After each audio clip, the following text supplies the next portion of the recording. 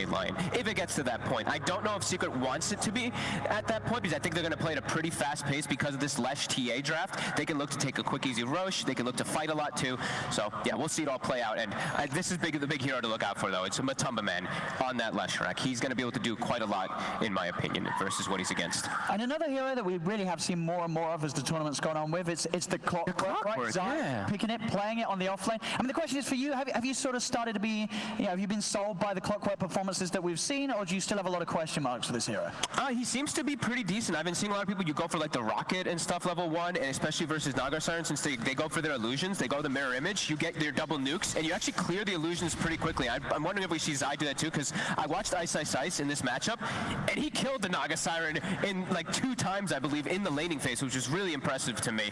So we'll see if he's able to do the same thing as we are waiting to see what Zai skills up. Yeah, he skills up the Rocket immediately, and he will look to secure that range creep with it and also hurt the illusions. Couriers will get away, as it did look like yapzor and Crit were kind of battling each other. And always very interesting to see how the mid lane matchup will go down between Nisha and Abed, both on these incredible heroes that are going to be able to bring a lot of action this game, the TA and the Storm.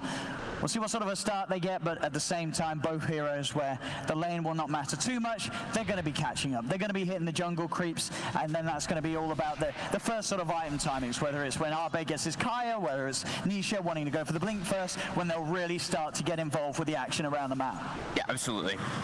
I love watching the TA Storm matchup just because I actually think that's one that's, it's so like skill matchup, because like sometimes you might just see the Storm kill the TA because he gets a pull-in vortex or something along those lines, or rotation comes in and you can go for that. Speaking of rotation. It is Crit. He's going to be able to get the toss back. Nisha's got the refraction. We'll save him against some of the damage, but now they managed to fight through it. Nisha getting blocked up, and that'll set up for first blood for Abed. Crit, he's done it so many times on his Tiny, and already that's making these first early moves around the map. You've got to keep your eyes on this man. He's going to be making plays all over the place. Yeah, and he's aware of what happened in the last game. He actually put a sentry ward down on the bottom side, and he was able to get the D ward.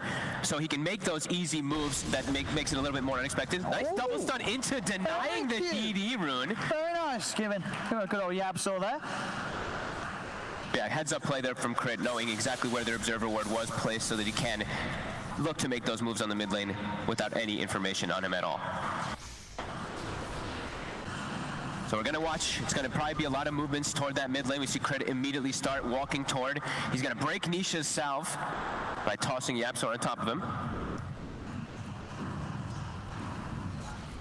Yeah, making sure that Abed has the chance to stay a little healthier. Does get some regen ferried out for himself, as Abed will heal up back to full. See, now what you got to do as Zai is you got to start rocketing the mid lane. You're like, you know what, Crit, you want to gank mid? I'll start rocketing your Storm Spirit. But for now, he is just addressing to just keep spamming up top to secure his own farm. Mid lane? Mid. Good stun here. Nisha's going to be able to set up a little bit of damage. At the same time, Abed's still got mana to play with, and Crit is around. So Nisha won't be able to stay aggressive onto Abed despite the low mana. Both supports just sticking around mid, making sure that backup is there for their mid laners if they do get gone on by the opposing team's position 4. Oh, the creep aggro in mid lane actually got very thankful. yapzor like pulled the creep and it was looking towards walking toward the tier 2, but Nisha was able to actually secure 2 last hits. And continued pressure in mid. Immediately they're gonna go. Crit, he's still in the area. yapzor didn't see it. Yeah, yapzor's left. They need to get back over here as soon as they can. yapzor's TPing it over, but it's too late. He's under the tower, and EG, another kill. yapzor, he gave up on hanging around. Crit made this really nice juke around the trees. I think yapzor expected that Crit maybe headed elsewhere, but he had it. And Crit, again, finding these opportunities to secure his mid lane for Abed. And yapzor TP'd too. He wanted to actually be able to help, like you mentioned, to try to TP forward, but yeah, Crit just being a little sneaky there. We have a rune coming out. It's bottom. It's an arcane. Abed is able to get it. They will the stun. They don't have a hex, but the mana drain, the slow that comes out from it. Very nicely pulls him back, and that buys time for Crit to come in. Abed will be saved. Again, Crit just the savior at the mid lane, making this lane beautifully set up for Abed to continue to have a good time. The farm's still very close between them. You know, Nisha is keeping up, but Crit, he's just making it that little bit easier for Abed. Just being a nuisance, and that just puts... He's allowed to do this because he has the Omni Knight in a 1v1 bottom, because yapzor has to sit around that area, which is fine for Omni Knight versus Lesh. They're actually dead even down there. Any stacks coming out in the jungle doesn't look like, as yapzor has been kind of just sitting around mid. Has Tranquil Boots finished up, so he should be able to follow the movements. And we are hitting that 5-minute mark for bounties. Zai getting aggressive. Let's see what he can do against Fly. I mean, a couple more procs with the battery assault and after rocket flare, that'll do it. Zai diving in and takes the kill underneath the nose of the two players. Arteezy cannot get over in time to take it up with the battery assault. At the same time, EG making the counter plays. They're pushing on bottom, and guess who's there? Guess who's involved? It's Crit. Of course it's Crit. He's playing Tiny. He's going to be looking to go everywhere. Already looking to be an exciting opening for this game 3.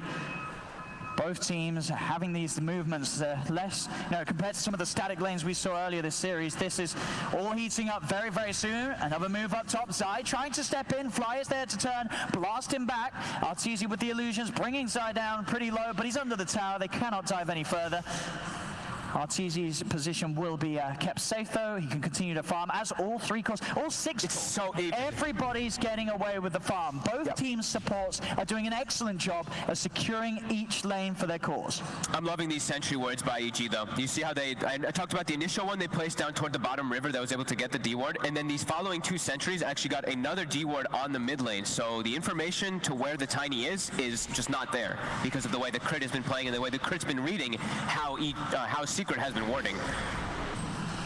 So really heads up plays there by Crit, just understanding exactly where those wards are. And he's now placing his own wards and playing super deep at the moment. And he'll put it at that deep ward to be able to watch where Nisha is.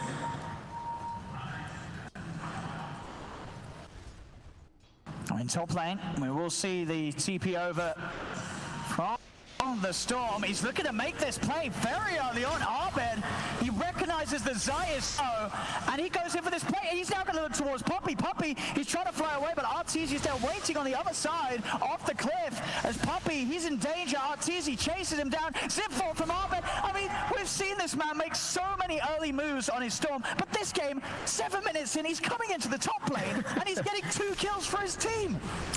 I think this is the reason why he made that quick rotation toward top. This big stack, he doesn't want it to get stormed. But look at this, the mid laners both moving so early on. Nisha, level 6 though. He may get a kill out of this as they slow down Fly. Does actually miss with the trap there actually, but with the side blade he hits him. There we go. The drag back onto Nisha. Avalanche as well, but yapzor's there with a stun to hold back. Crit still, they'll chase on. Nisha's got to be focused. Another zip. Abed's in. They'll get pushed down. In fact, they're pushed down towards Nisha. Gets the reflection out, but the toss back's there. Up to the shrine. Abed, he's shrining up. He's getting the mana. He drags back in the TA. Another 3 minutes for yapzor, but it's not enough to save Nisha. And again, you know who the man was that enabled that old Crit. When Crit respawned, he came to the tower. He refilled Abed's bottle, giving him that initial mana to start off that play. Took the words out of my mouth. And they do have the Shrine as well that filled them up as well even more. But because of this, that matchup I mentioned, the Lesh versus Omni Knight, now though, when Lesh starts getting like level 6, level 7, you really start to build the pressure that Omni because of how much damage your Pulse Nova is actually able to do. So we see Matoma Man, he just runs him down and even takes the tower. So you see that Lesh is really starting to take it over that lane. And he's actually queued up just going for bots. I think he's starting to read the way that this game is going, read how the movements are going, and he knows, I want to get involved on this too. I mean, both teams so far, this has been excellent. That to play mid. Again. He's got the toss back straight into the hands of the Storm Spirit. Zai will TP in. Abed's still got a lot of mana to play with. He turns. Vortex is back by Timmerman's side. He hook shots across, but he doesn't catch on to Abed, so Abed can zip back to safety. They will lose Crit. The TP is in from Secret. Will warrant them a kill on the support, but Abed, he's still getting away with the action, and he's getting out of there. Matsu will walk back to base and will naturally roll into the goal for his boots of travel. So he'll be able to get himself straight back out on the map. Crit and Abed are just actually everywhere, right? They're just showing up to every single one of these fights, but it's 5-7, and it's actually still a gold lead for Secret. And again, very slightly. Crit TP'd mid, he filled Abed's bottle again. These two are just... Oh, they're on the hunt. Abed, he zips in onto Nisha. What's the backup is? There's Zai's trying to come across to help out, but another zip forward. The magic burst bringing Nisha down low. There's the Avalanche. Nisha, he's got refraction in a second. His backup. Can they fight for it? Toss forward. They'll stay on top. The refraction's now gone. He's trying to get his mana back up Abed with the bottle, but he hasn't enough mana to look for Nisha. They'll turn towards Zai. Meanwhile, Arteezy, he also killed off yapzor. The drag back, Zai's in trouble. He'll lose his courier. He'll lose his life. Another kill for Abed.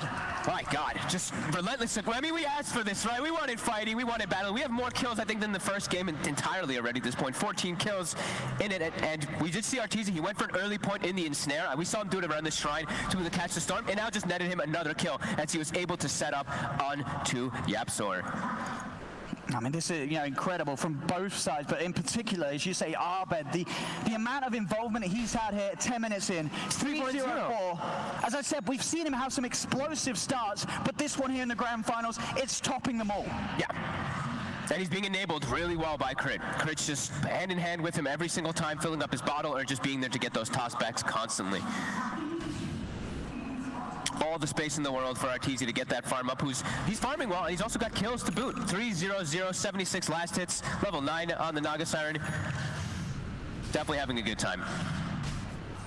He's able to head over and finds himself a bit of a juicy set of Ancients, being that the Prowler's very easy for the Storm to clean up, so Abed's going to be able to keep himself very high up there in experience. In terms of farm, though, Matu and Nisha, they are farming very nicely. They're getting space. Arteezy's still the man to top it all, though, as this Naga Siren. Space down bottom for him.